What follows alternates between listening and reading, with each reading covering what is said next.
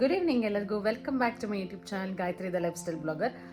S, ನಾನು ಬೆಳಿಗ್ಗೆಯಿಂದನೇ ನನ್ನ ವ್ಲಾಗ್ನ ಸ್ಟಾರ್ಟ್ ಮಾಡಿದೆ. ಸೊ ನನಗೆ ಇಂಟ್ರೊಡಕ್ಷನ್ ಕೊಡೋಕ್ಕಾಗಿರಲಿಲ್ಲ. ಸೊ ಹಾಗಾಗಿ ನಾನು ಇವಾಗ ಈವ್ನಿಂಗ್ ಕೊಡ್ತಾ ಇದ್ದೀನಿ. ಸೊ ಟೈಮ್ ಆಲ್ರೆಡಿ 6:30 ಆಗಿದೆ. ಸೊ ನೇಸರ್ ಕೂಡ ಆಚೆಗಡೆ ರೌಂಡ್ ಹೋಗಿದ್ದಾನೆ, ಬಿಕಾಸ್ ನಮ್ಮ ರೆಸ್ಟೋರೆಂಟ್ ಕೂಡ ಇವತ್ತು ಕ್ಲೋಸ್ ಆಗಿದೆ ಆ್ಯಂಡ್ ಮಂಡೇ ಆಗಿರೋದ್ರಿಂದ. ಸೊ ಹಾಗಾಗಿ ನೇಸರ್ ಮತ್ತು ಅವ್ರ ಅಪ್ಪ ಇಬ್ಬರು ಆಚೆ ಹೋಗಿದ್ದಾರೆ. ಸೊ ಸೈಕಲ್ ರೌಂಡ್ ಎಲ್ಲ ಹೋಗ್ಬಿಟ್ಟು ಬರೋಣ ಆ್ಯಂಡ್ ಸ್ಯಾಂಕಿ ಟ್ಯಾಂಕಿಗೂ ಕೂಡ ಚಂದು ಕರ್ಕೊಂಡು ಹೋಗಿದ್ದಾರೆ ನೇಸರ್ನ. ಸೊ ಹಾಗಾಗಿ ನನಗೊಂದು ಸ್ವಲ್ಪ ಫ್ರೀ ಟೈಮ್ ಸಿಕ್ತು. ಸರಿ ಅಂದ್ಬಿಟ್ಟು ನಿಮ್ಮ ಜೊತೆ ಮಾತಾಡೋಣ ಅಂತ ನಾನು ಬಂದಿದ್ದೀನಿ. ಆ್ಯಂಡ್ ಇವಾಗ ಬೆಳಿಗ್ಗೆಯಿಂದ ನಾನು ಏನೇನು ಮಾಡಿದೆ, ಏನು ಬ್ರೇಕ್ಫಾಸ್ಟ್ ಮಾಡಿದೆ ಆ್ಯಂಡ್ ಲಂಚ್ಗೂ ಕೂಡ ಅದನ್ನು ಕೂಡ ನಾನು ವೀಡಿಯೋ ಮಾಡ್ಕೊಂಡಿದ್ದೀನಿ. ಸೊ ಅದೆಲ್ಲ ನೋಡ್ಕೊಂಡು ಬನ್ನಿ. ಅಷ್ಟರಲ್ಲಿ ನಾನು ಇವಾಗ ಇನ್ನೊಂದು ರೆಸಿಪಿನ ಮಾಡೋಣ ಅಂತ ಅಂದ್ಕೊಂಡಿದ್ದೀನಿ, ಬಿಕಾಸ್ ಚಂದನು ಕೂಡ ಮೈನಲ್ಲಿ ಇದ್ರಲ್ಲ, ಆ ಕಾರಣಕ್ಕೋಸ್ಕರ. ಸೊ ಹಾಗಾಗಿ ಅದನ್ನು ಬೇಗ ನೋಡ್ಕೊಂಡು ಬನ್ನಿ ಆ್ಯಂಡ್ ಬೇಗ ಸಿಗ್ತೀನಿ. ಸೊ ತಡ ಮಾಡೋದು ಬೇಡ, ಬೇಗ ನೋಡ್ಕೊಂಡು ಬನ್ನಿ ಬೆಳಿಗ್ಗೆಯಿಂದ ಏನೇನು ಮಾಡಿದ್ವಿ ಅಂತ. ಸೊ ಅದಾದಮೇಲೆ ನಾನು ನಿಮಗೆ ಸಿಗ್ತೀನಿ. ಸೊ ನಾನಿಲ್ಲಿ ಆಲ್ಮೋಸ್ಟ್ 3/4 ಲೀಟರಷ್ಟು ನಾನು ನೀರು ತೊಗೊಂಡಿದ್ದೀನಿ. ಅದಕ್ಕೆ ನಾನಿಲ್ಲಿ 2 ಟೈಮಿಗೋಸ್ಕರ ನಾನಿಲ್ಲಿ ಮಾಡ್ಕೊಳ್ತಾ ಇದ್ದೀನಿ. ಸೊ ಚಂದುಗೆ ಏನಾದರೂ ಬೇಕಂದರೆ ಅವ್ರಿಗೂ ಕೊಡ್ತೀನಿ. ಸೊ ಹಾಗಾಗಿ ನಾನಿಲ್ಲಿ ಇಷ್ಟು ನೀರು ಇಟ್ಕೊಂಡಿದ್ದೀನಿ. ಫಸ್ಟ್ ಡ್ರಿಂಕ್ ನಾನಿದು ಕನ್ಸ್ಯೂಮ್ ಮಾಡ್ತಾ ಇರೋದು ಬೆಳಿಗ್ಗೆ ಎದ್ದ ಮೇಲೆ. ಸೊ ಖಾಲಿ ಹೊಟ್ಟೆನಲ್ಲಿ ನಾವು ಇದನ್ನು ತೊಗೊಂಡ್ರೆ ವೆಯ್ಟ್ ಲಾಸ್ ಬೇಗ ಆಗುತ್ತೆ. ಸೊ ಆ ಕಾರಣಕ್ಕೋಸ್ಕರ ನಾನು ಇಲ್ಲಿ 1 ಸ್ಪೂನ್ ಅಷ್ಟು ಜೀರಿಗೆ ಹಾಕ್ಕೊಳ್ತಾ ಇದ್ದೀನಿ, 1 ಸ್ಪೂನ್ ಅಷ್ಟು ಮೆಂತ್ಯ ಕಾಳು, 1 ಸ್ಪೂನ್ ಅಷ್ಟು ಓಂ ಕಾಳು. ಸೊ ನಾನೆಲ್ಲ ಈಕ್ವಲ್ ಪ್ರಪೋರ್ಷನಲ್ನೇ ತಗೊಳ್ತಾ ಇದ್ದೀನಿ. ಅದಾದ್ಮೇಲೆ 1 ಸ್ಪೂನ್ ಅಷ್ಟು ಓಂ ಕಾಳು, ಅದಾದ್ಮೇಲೆ ಅರ್ಧ ಟೀ ಸ್ಪೂನ್ ಅಷ್ಟು ಅರಿಶಿನ ಪುಡಿನ ಹಾಕೊಳ್ತಾ ಇದ್ದೀನಿ. ಸೊ ಇವಾಗ ಇದಿಷ್ಟು ಚೆನ್ನಾಗಿ ಕುದಿಬೇಕು. ಕುದ್ದ ಮೇಲೆ ನಾವಿದನ್ನ ಸ್ಟ್ರೈನ್ ಮಾಡಿ 1 ಗ್ಲಾಸ್ ಅಂದ್ರೆ 1 ಮಗ್ ಅಂದ್ರೆ 250 ml ಅಷ್ಟು ನಾವು ಇದನ್ನ ಕುಡಿಬೇಕಾಗುತ್ತೆ ಖಾಲಿ ಹೊಟ್ಟೆನಲ್ಲಿ ಬೆಳಿಗ್ಗೆ ಎದ್ದ ತಕ್ಷಣ.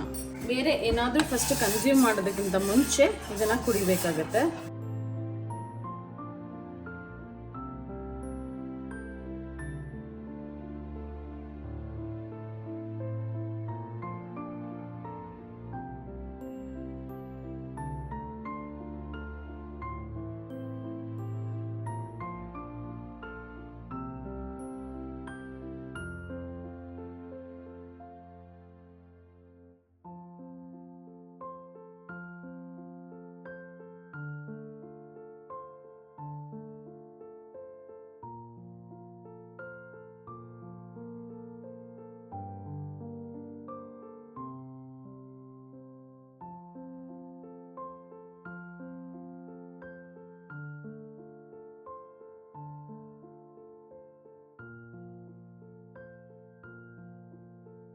ಸೊ ಅದ್ರ ಜೊತೆಗೆ ನಾನಿಲ್ಲಿ ಒಂದು ಬಾಟ್ಲಲ್ಲಿ ಜಾರಲ್ಲಿ ನಾನು ಚಿಯಾ ಸೀಡ್ಸ್ನು ಕೂಡ ಹಾಕಿ ಇಟ್ಕೊಂಡಿದ್ದೀನಿ.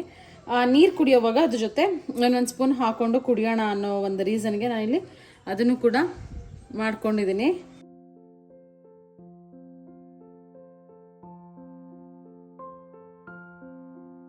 ಸ್ವಲ್ಪ ಪಾಲಕ್ ಸೊಪ್ಪನ್ನ ವಾಶ್ ಮಾಡಿ ಇಟ್ಕೊಂಡಿದ್ದೀನಿ. ಸೊ ಅದನ್ನು ಹಾಕ್ಕೊಳ್ತಾ ಇದ್ದೀನಿ. ನಾನು ಆಲ್ರೆಡಿ ಸ್ವಲ್ಪ ಬನಾನ ಕಟ್ ಮಾಡಿದ್ದೆ. ಸೊ ಇವಾಗ ನೆಕ್ಸ್ಟ್ ನಾನು ಕುಕ್ಕುಂಬರ್ ಹಾಕ್ಕೊಳ್ತಾ ಇದ್ದೀನಿ.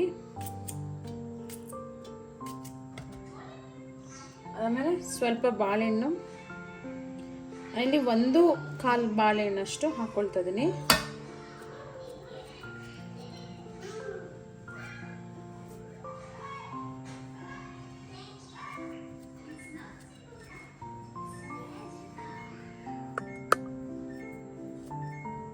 ಸೊ ಇದಕ್ಕೆ ಸ್ವಲ್ಪ ನೀರನ್ನ ಆಡ್ ಮಾಡ್ತಾ ಇದ್ದೀನಿ. 1/4 ಕಪ್ ಅಷ್ಟು ಮಾತ್ರ ನೀರನ್ನ ಹಾಕ್ಕೊಳ್ತಾ ಇದ್ದೀನಿ. ಸೊ ನಾನು ಇದನ್ನ ಫೈನ್ ಆಗಿ ಪೇಸ್ಟ್ ಮಾಡ್ಕೊಳ್ತೀನಿ.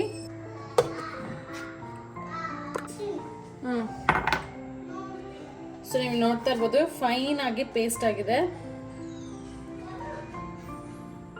ಸೊ ಎಕ್ಸಾಕ್ಟ್ ಆಗಿ 1 ಗ್ಲಾಸ್ ಅಷ್ಟು ಆಗಿದೆ. ಸೊ ಇವಾಗ ಇದೇ ನಂದು ಬ್ರೇಕ್ಫಾಸ್ಟ್. ಸೊ ಇದರಲ್ಲಿ ಫೈಬರ್ ಕಂಟೆಂಟ್ಸ್ ಆಗಿರ್ಬೋದು, ಸೊ ಇದೆಲ್ಲ ತುಂಬಾ ಜಾಸ್ತಿ ಇರುತ್ತೆ ಆ್ಯಂಡ್ ವೆಯ್ಟ್ ಲಾಸ್ಗೂ ಕೂಡ ತುಂಬಾ ಹೆಲ್ಪ್ ಮಾಡುತ್ತೆ. ಸೊ ಇದಾದಮೇಲೆ ನಾನು ನಿಮಗೆ ಸಿಗ್ತೀನಿ. ಸೊ ನಾನು ಬ್ರೇಕ್ಫಾಸ್ಟು ಸ್ಮೂದಿ ಮಾಡ್ಕೊಂಡಿದ್ದರಿಂದ ಸೊ ನಾನು ಹಾಗಾಗಿ ಲಂಚ್ ಏನು ಮಾಡಿರಲಿಲ್ಲ. ಸೊ ನೇಸರ್ದೇ ರೈಸ್ ಇತ್ತು, ಅದಕ್ಕೆ ಕರ್ಡ್ ಹಾಕ್ಕೊಂಡು ಸೊ ಊಟ ಎಲ್ಲ ಮುಗಿಸಿದೆ. ನೇಸರ್ಗೂ ಕೂಡ ಊಟ ಮಾಡಿಸಿ ಮಲಗಿಸಿದ ಮೇಲೆ ನನಗೂ ಸ್ವಲ್ಪ ಟಯರ್ಡ್ ಆಯಿತು. ಸೊ ಹಾಗಾಗಿ ನಾನು ಕೂಡ ಮಲ್ಕೊಂಡಿದ್ದೆ ಅವನ ಜೊತೆಗೆ. ಅದಾದಮೇಲೆ ಇದು ನೀವು ನೋಡ್ತಾ ಇರೋದು ಈವ್ನಿಂಗ್. ಸೊ ಪೊಮೊಗ್ರೆನೇಟ್ ಜ್ಯೂಸ್ ಜೊತೆಗೆ ನಾನು ಸ್ವಲ್ಪ ಚಿಯಾ ಸೀಡ್ಸ್ನ ಮೊದಲೇ ಸೋಕ್ ಮಾಡಿ ಇಟ್ಕೊಂಡಿದ್ದೆ ಅಲ್ವಾ. ಸೊ ಅದನ್ನು ಒಂದು ಸ್ವಲ್ಪ ಹಾಕ್ಕೊಳ್ತಾ ಇದ್ದೀನಿ ನನಗೆ ಮತ್ತು ಚಂದುಗೆ ಅಂದ್ಬಿಟ್ಟು. ಅದಾದಮೇಲೆ ಸ್ವಲ್ಪ ನೈಟ್ ಕೂಡ ಡ್ರಿಂಕ್ನ ಕುಡಿಯೋಣ ಅಂತ ಅಂದ್ಕೊಂಡೆ. ಸೊ ಜೀರಾ ವಾಟರ್ನ. ಸೊ ಹಾಗಾಗಿ ಸರಿ ಈವ್ನಿಂಗೇ ಕುಡಿದ್ಬಿಡೋಣ ಅಂತ ಅಂದ್ಬಿಟ್ಟು ಅದ್ರ ಜೊತೆಗೆ ನಾನು ಆ್ಯಕ್ಚುಲಿ ಡ್ರಿಂಕ್ ಕುಡ್ದದ್ದು ಆಗಿ ಊಟ ಎಲ್ಲ ಆದಮೇಲೆ ಸೊ ನಾನು ಪೊಮೊಗ್ರೆನೇಟ್ ಜ್ಯೂಸನ್ನ ಕುಡಿದ್ವಿ ನಾನು ಚಂದನು. ಸೊ ಹಾಗಾಗಿ ಮೊದಲೇ ಆ ಜೀರಾ ಜ್ಯೂಸನ್ನ ನಾನು ಸರ್ವ್ ಮಾಡಿದೆ. ಸೊ ಅದಾದಮೇಲೆ ನಾನು ನೈಟ್ಗೆ ಮತ್ತು ನನಗೆ ನೇಸರ್ಗೆ ಚಂದುಗೆಲ್ಲ ಸಾಂಬಾರು ಬೇಕಾಗಿತ್ತು. ಸೊ ಆ ಕಾರಣಕ್ಕೋಸ್ಕರ ಸರಿ ಸಾಂಬಾರು ಮಾಡ್ಕೊಳ್ಳೋಣ ಅಂತ ಅಂದ್ಕೊಂಡು ಸ್ವಲ್ಪ ಎಲ್ಲ ರೆಡಿ ಮಾಡ್ಕೊಳ್ತಾ ಇದ್ದೆ.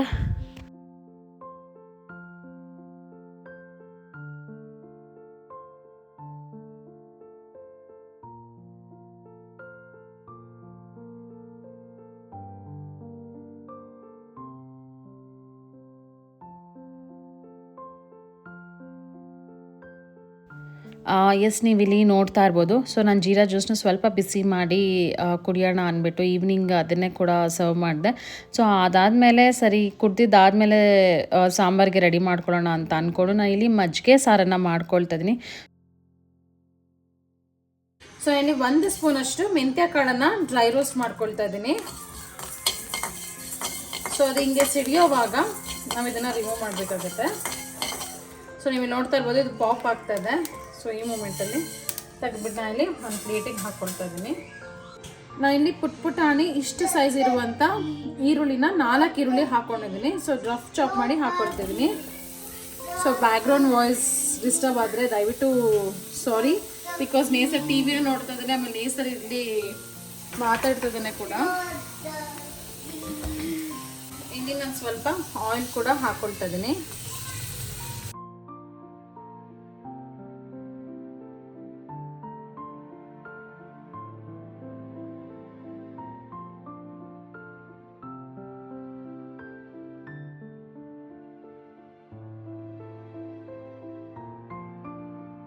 ಸೊ ನೀವು ಇಲ್ಲಿ ನೋಡ್ತಾ ಇರ್ಬೋದು, ಇಷ್ಟು ಫ್ರೈ ಆದರೆ ಸಾಕು.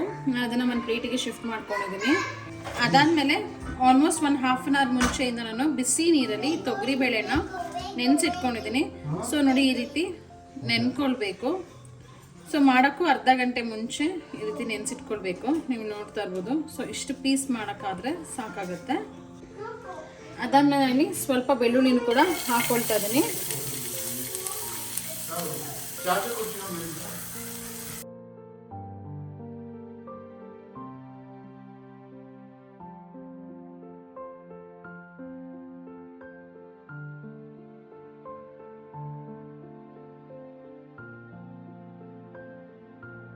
ಸೊ ಇದು ಕೂಡ ಇಷ್ಟು ಹುರಿದ್ರೆ ಸಾಕಾಗತ್ತೆ. ಸೊ ನನಗೆ ಇದನ್ನು ಪ್ಲೇಟಿಗೆ ಶಿಫ್ಟ್ ಮಾಡ್ಕೊಳ್ತಾ ಇದ್ದೀನಿ.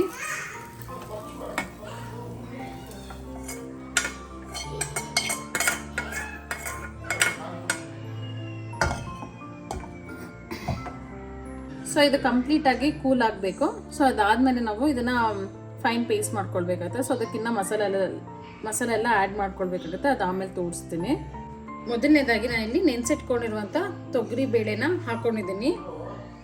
ಅದಾದಮೇಲೆ ನಾವು ಉಟ್ಕೊಂಡಿರುವಂಥ ಈರುಳ್ಳಿ, ಮೆಂತ್ಯ ಕಾಳು ಹಾಗೂ ಬೆಳ್ಳುಳ್ಳಿನ ಹಾಕ್ಕೊಳ್ತಾ ಇದ್ದೀನಿ.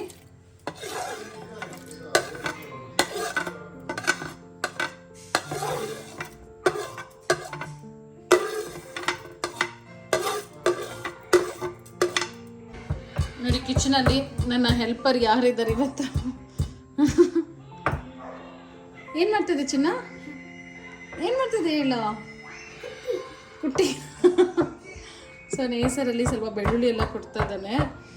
ಅದಾದಮೇಲೆ ನಾನು ಇಲ್ಲಿ ಸಾರಿಗೆ ರೆಡಿ ಮಾಡ್ಕೊಳ್ತಾ ಇದ್ದೀನಿ. ನೀವು ನೋಡ್ತಾ ಇರ್ಬೋದು.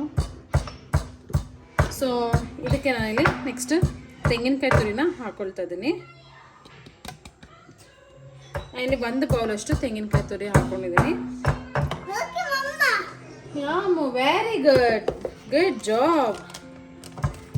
ಅದಾದಮೇಲೆ ನಾವು ಡೈಲಿ ಬಳಸೋವಂಥ ಸಾರಿನ ಖಾರದ ಪುಡಿನ ನಾನು ಇಲ್ಲಿ ಹಾಕ್ಕೊಳ್ತಾ ಇದ್ದೀನಿ. ಸಾಕಮ್ಮ.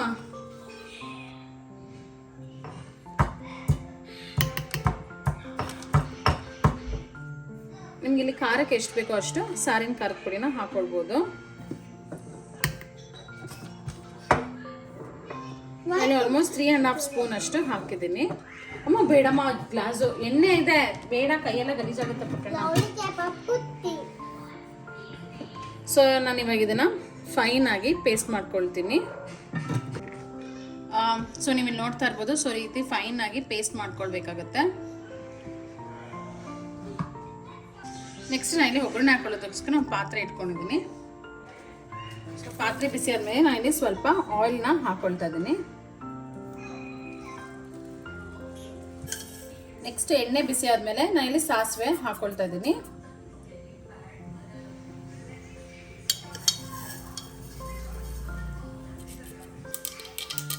ನೆಕ್ಸ್ಟ್ ನಾನು ಸಾಸಿವೆ ಸಿಡಿಯುವಾಗ ಸ್ವಲ್ಪ ಕರಿಬೇವಿನ ಸೊಪ್ಪು ಹಾಗೂ ಸಾಂಬಾರ್ ಈರುಳ್ಳಿ ಅಂದರೆ ಚಿಕ್ಕ ಚಿಕ್ಕ ಈರುಳ್ಳಿನ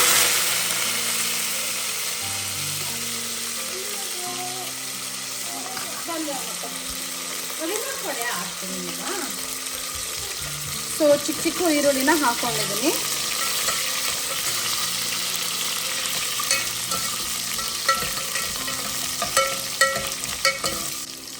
ನೆಕ್ಸ್ಟ್ ನಾನಲ್ಲಿ ರುಬ್ಬಿರುವಂಥ ಮಸಾಲನ ಹಾಕೊಳ್ತಾ ಇದ್ದೀನಿ.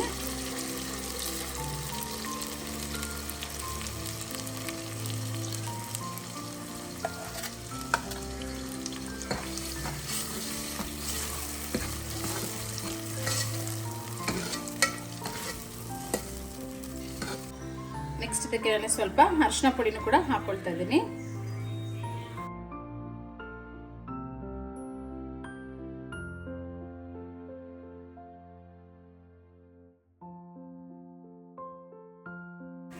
ನೆಕ್ಸ್ಟ್ ನಾನು ರುಚಿಗೆ ಎಷ್ಟು ಬೇಕೋ ಅಷ್ಟು ಕಲ್ಲುಪ್ಪನ್ನ ಹಾಕೊಳ್ತಾ ಇದ್ದೀನಿ.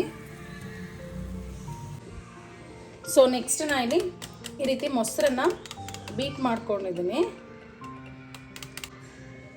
ಸೊ ಇದಕ್ಕೆ ನಾನು ಸ್ವಲ್ಪ ನೀರನ್ನು ಕೂಡ ಆ್ಯಡ್ ಮಾಡ್ಕೊಳ್ತಾ ಇದ್ದೀನಿ. ಸೊ ಇದನ್ನು ಚೆನ್ನಾಗಿ ಈವನ್ ಆಗಿ ಬೀಟ್ ಮಾಡ್ಕೊಳ್ಬೇಕಾಗತ್ತೆ ಈ ರೀತಿ. ನೆಕ್ಸ್ಟ್ ನಾನು ಈ ಮಜ್ಜಿಗೆನ ಲೋ ಫ್ಲೇಮಲ್ಲಿ ಇಟ್ಕೊಂಡು ಹಾಕ್ಕೊಳ್ತಾ ಇದ್ದೀನಿ. ಬಟ್ ನಿಮ್ಮ ಮಜ್ಜಿಗೆ ಹಾಕ್ಕೊಂಡಿದ್ದಾದಮೇಲೆ ಕೈ ಬಿಡಬಾರ್ದು, ಹಾಗೆ ಮಿಕ್ಸ್ ಮಾಡ್ಕೊಳ್ತಾನೆ ಇರಬೇಕಾಗತ್ತೆ.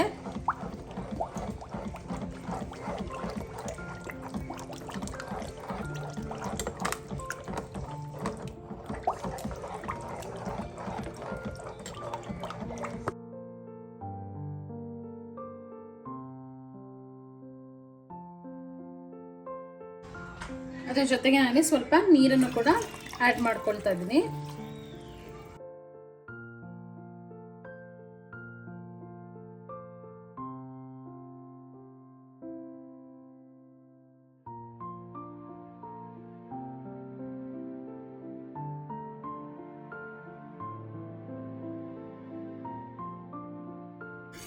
ಸೊ ಇಲ್ಲಿ ಇನ್ನೊಂದು ವಿಷಯ ಏನಂದ್ರೆ, ನೀವು ಮಜ್ಜಿಗೆ ಹಾಕೊಂಡಿದ್ಮೇಲೆ ಈ ರೀತಿ ಕೈ ಬಿಡ್ದಂಗೆ ಈ ಥರ ತಿರುಗಿಸ್ತಾನೆ ಇರಬೇಕು, ಇಲ್ಲಾಂದರೆ ನೀರು ಬಿಟ್ಕೊಂಡ್ಬಿಡುತ್ತೆ. ಸೊ ಆ ಕಾರಣಕ್ಕೋಸ್ಕರ ಕೈ ಬಿಡೋ ಹಾಗೆ ಇಲ್ಲ, ಹಾಗೆ ತಿರುಗಿಸ್ತಾನೆ ಇರಬೇಕು. ಅದು ಚೆನ್ನಾಗಿ ಸ್ವಲ್ಪ ಕುದಿಯೋವರೆಗೂ. ನನಗೆ ಸ್ವಲ್ಪ ಗಟ್ಟಿ ಅನಿಸ್ತದೆ, ಸೊ ಹಾಗಾಗಿ ಮತ್ತೆ ನಾನು ನೀರನ್ನು ಆ್ಯಡ್ ಮಾಡ್ಕೊಳ್ತಾ ಇದ್ದೀನಿ.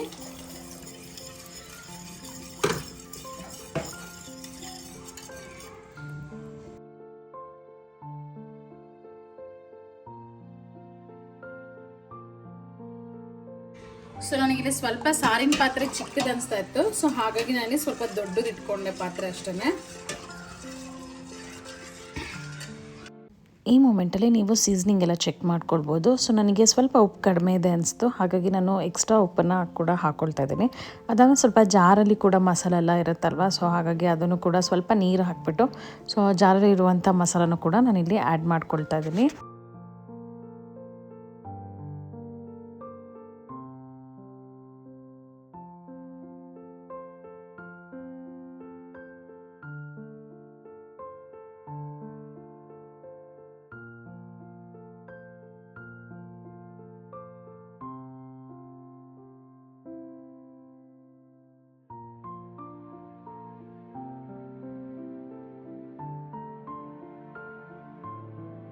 ಸೊ ನೀವು ನೋಡ್ತಾ ಇರ್ಬೋದು ಎಷ್ಟು ಚೆನ್ನಾಗಿ ಕುದೀತಾ ಇದೆ ಅಂತ. ಸೊ ಈ ರೀತಿ ಕುದಿಯೋವರೆಗೂ ನಾವು ಈ ರೀತಿ ಕೈ ಮಾತ್ರ ಆಡಿಸ್ತಾನೆ ಇರಬೇಕು, ಇಲ್ಲ ಅಂದರೆ ಮೊಸರು ಅಥವಾ ಮಜ್ಜಿಗೆ ನಾವು ಏನು ಹಾಕಿರ್ತೀವಿ ಸೊ ಅದೆಲ್ಲ ಸೆಪ್ರೇಟ್ ಆಗಿ ನೀರು ಕೆಳಗಡೆ ಹೋಗಿ ಅದೆಲ್ಲ ಮೇಲ್ಗಡೆ ಫ್ಲೋಟ್ ಆಗೋಕ್ಕೆ ಸ್ಟಾರ್ಟ್ ಆಗುತ್ತೆ.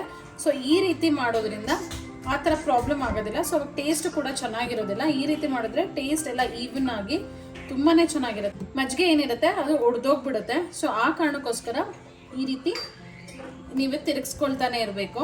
ಚೆನ್ನಾಗಿ ಕುದಿಯೋವರೆಗೂ ಈ ರೀತಿ ಮಾಡ್ಕೊಳ್ತಾನೆ ಇರಬೇಕಾಗತ್ತೆ. ಸೊ ಯೂಶಲಿ ಹಸಿರು ಮೆಣಸಿನ್ಕಾಯಿ ಎಲ್ಲ ಹಾಕ್ಬಿಟ್ಟು ಮಾಡ್ತಾರೆ. ಈ ರೀತಿ ಒಂದ್ಸಲ ಟ್ರೈ ಮಾಡಿ. ಸೊ ಹೇಗೆ ಬಂದಿದೆ ಅಂತ ನನಗೆ ಕಮೆಂಟ್ಸ್ ಮಾಡಿ.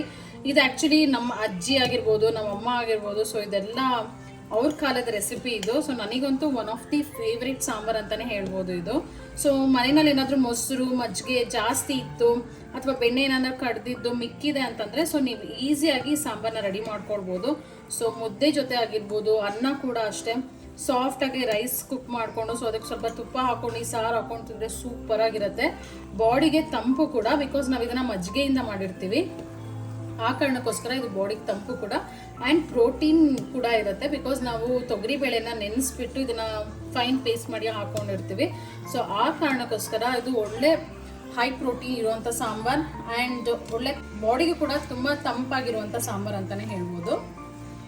ಸೊ ನೀವು ನೋಡ್ತಾ ಇರ್ಬೋದು ಇದು ಕುದೀತಾ ಇದೆ. ಸೊ ಈಗ ನಾನು ಇದನ್ನು ಫ್ಲೇಮ್ ಆಫ್ ಮಾಡಿಕೊಂಡು ಸೊ ಪ್ಲೇಟ್ ಕ್ಲೋಸ್ ಮಾಡಿ ಲಿಡ್ ಕ್ಲೋಸ್ ಮಾಡಿಬಿಟ್ಟು ಇಟ್ಬಿಡ್ತೀನಿ.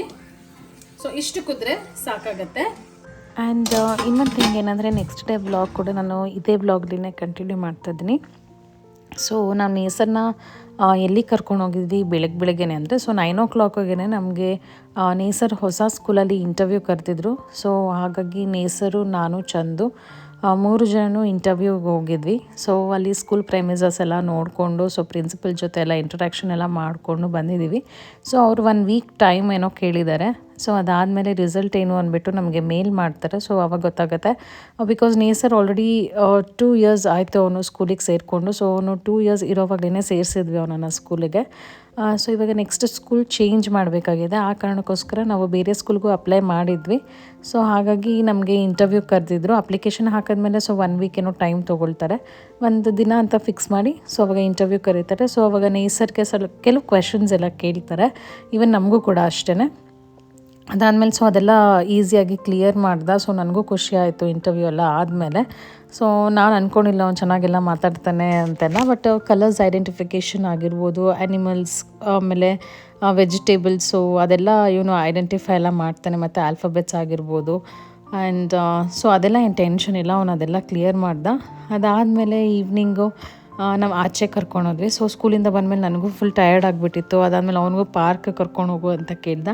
ಅಲ್ಲೂ ಸ್ವಲ್ಪ ಹೊತ್ತೆಲ್ಲ ಆಟಾಡಿ ನಾನು ಚಂದು ಊಟ ಎಲ್ಲ ಮಾಡಿ ನೇಸರ್ಗೂ ಊಟ ಮಾಡಿಸಿ ಮಲಗಿಸಿದ್ದಾದಮೇಲೆ ಈವ್ನಿಂಗ್ ಎಲ್ಲಾದರೂ ಆಚೆ ಕರ್ಕೊಂಡು ಹೋಗು ಅಂತ ಹೇಳ್ತದೆ. ಸೊ ಹಾಗಾಗಿ ನಾವಿಲ್ಲಿ ಫಂಕಿ ಮಂಕಿಂಗ್ ಮತ್ತೆ ಕರ್ಕೊಂಡು ಬಂದಿದ್ವಿ. ಬಿಕಾಸ್ ಅವನಿಗೆ ಕಾರ್ ಈಸಿಂಗು ಗೇಮ್ಸ್ ಎಲ್ಲ ಆಡೋದು ಅವ್ನಿಗೆ ತುಂಬಾ ಇಷ್ಟ ಆಗುತ್ತೆ. ಸರಿ ಅಂದ್ಬಿಟ್ಟು ಮನೆಯಲ್ಲಿನೇ ಇದ್ವಿ ಅಲ್ಲ, ಅವ್ನಿಗೂ ಬೋರ್ ಆಗ್ತಿತ್ತು. ಆ ಕಾರಣಕ್ಕೋಸ್ಕರ ಅವನನ್ನು ಕೂಡ ಔಟಿಂಗ್ ಕರ್ಕೊಂಡು ಬಂದ್ವಿ. ಸೊ ಅಲ್ಲಿ ನಮ್ಮ ಫ್ರೆಂಡ್ ಕೂಡ ಸಿಕ್ಕಿದ್ರು. ಸೊ ನೇಸರು ಎಲ್ಲ ಆಟಾಡ್ತಾಯಿದ್ರು. ಸೊ ಅಲ್ಲಿ ಅವರು ಕೂಡ ಅನ್ಎಕ್ಸ್ಪೆಕ್ಟೆಡಾಗಿ ಸಿಕ್ಕಿದ್ರು. ಅದಾದಮೇಲೆ ಸ್ವಲ್ಪ ಮಾತಾಡಿಕೊಂಡು ಅದಾದಮೇಲೆ ನೇಸರ್ ಗೇಮ್ಸ್ ಎಲ್ಲ ಕಂಟಿನ್ಯೂ ಮಾಡ್ತದೆ ಆಟಾಡೋದೆಲ್ಲ. ಸೊ ಅಲ್ಲಿ ನಾನು ಸ್ವಲ್ಪ ಗೇಮ್ಸ್ ಎಲ್ಲ ಆಟಾಡಿದೆ. ಸೊ ಎವ್ರಿ ಟೈಮ್ ನಾನು ಹೋದಾಗ ಅಲ್ಲಿ ಗೇಮ್ಸ್ ಆಡ್ತೀನಿ. ಕೆಲವು ಗೇಮ್ಸ್ ನನಗೂ ಇಷ್ಟ ಆಗುತ್ತೆ. ಸೊ ಅದಾದಮೇಲೆ ಆಚೆ ಕಡೆನೂ ಊಟ ಮಾಡಿಲ್ಲ, ಬಿಕಾಸ್ ಮನೆಯಲ್ಲಿನೇ ಎಲ್ಲ ರೆಡಿ ಮಾಡಿಟ್ಟು ಬಂದಿದ್ದೆ. ಸೊ ಅದಾದಮೇಲೆ ಅಲ್ಲಿಂದ ನಾವು ಹೊರಟು ಬಂದ್ವಿ. ಅದಾದಮೇಲೆ ನೇಸರ್ನೆಲ್ಲ ಔಟಿಂಗ್ ಕರ್ಕೊಂಡು ಹೋಗಿದ್ದೆಲ್ಲ ಆದಮೇಲೆ ಬಟ್ ಅಲ್ಲಿನೇ ಅವನು ಒಂದು ಟಾಯ್ ಬೇಕು ಅಂತ ಕೇಳ್ತದ. ಸರಿ, ಅವನಿಗೆ ಯೂಶ್ವಲಿ ನಾವು ಮಂತ್ಲಿ ಒನ್ಸ್ ಅಥವಾ 15 days 20 days ಒನ್ಸ್ ನಾವು ಒಂದೊಳ್ಳೆ ಟಾಯ್ನ ಕೊಡಿಸ್ತೀವಿ. ಅವ್ನು ಮುಂಚೆ ಎಲ್ಲ ತುಂಬಾ ಟಾಯ್ಸ್ ಬೈ ಮಾಡ್ತಾಯಿದ್ದ. ಸೊ ಅದಾದಮೇಲೆ ಸ್ವಲ್ಪ ಕಡಿಮೆ ಮಾಡಿದ್ದಾನೆ. ಆ್ಯಂಡ್ ಹಾಗಾಗಿ ಸೊ 20 days ಒನ್ಸ್ ಅಥವಾ ಈ ರೀತಿ ಆಚೆ ಕರ್ಕೊಂಡು ಹೋದಾಗ ಮಾತ್ರ ಅವನಿಗೆ ಟಾಯ್ಸ್ ಕೊಡಿಸ್ತೀವಿ. ಸೊ ಹಾಗಾಗಿ ಅವನು ಹ್ಯಾಮ್ಲೀಸಲ್ಲಿ ಒಂದು ಟಾಯ್ ತೊಗೊಂಡು ಬಂದಿದ್ದಾನೆ. So he was so super excited. ಅದಾದಮೇಲೆ ಟಾಯ್ಸ್ ಎಲ್ಲ ಶಾಪಿಂಗ್ ಮಾಡಿದ್ಮೇಲೆ ಅವನಿಗೆ ಫುಲ್ ಜೋಶಲ್ಲಿದ್ದ. ಸೊ ಮನೆಗೆ ಹೋಗಿದ ತಕ್ಷಣ ಫಿಕ್ಸ್ ಮಾಡಿಕೊಡು ಅಂತ ನನಗೆ ಹೇಳಿದ್ದ. ಹಾಗಾಗಿ ಸರಿ ಅಂದ್ಬಿಟ್ಟು ಮನೆಗೆ ಹೋಗಿದ ತಕ್ಷಣ ಎಲ್ಲ ರೆಡಿ ಮಾಡಿಕೊಡ್ತೀನಿ ಅಂತ ಹೇಳಿದ್ಮೇಲೆ ಫುಲ್ ಜೋಶಲ್ಲಿ ಈ ಥರ ಓಡಾಡ್ತದನ್ನೇ ನೀವು ಇಲ್ಲಿ ನೋಡ್ತಾ ಇರ್ಬೋದು.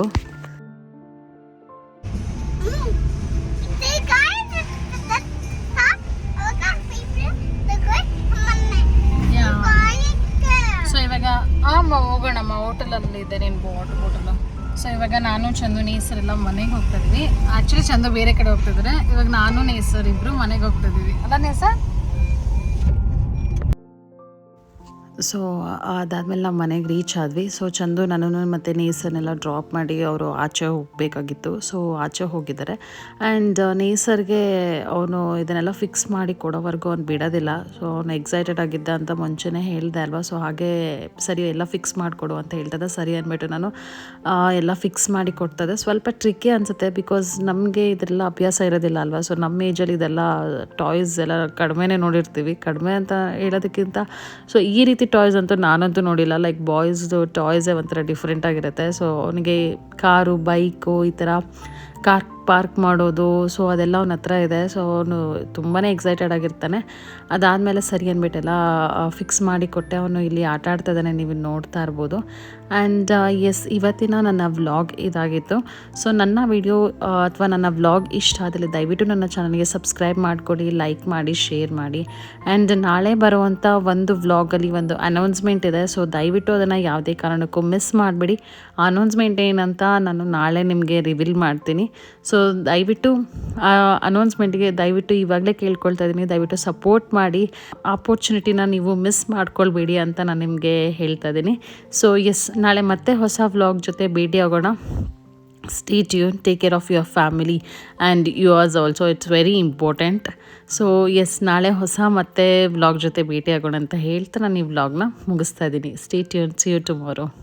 Good night, take care.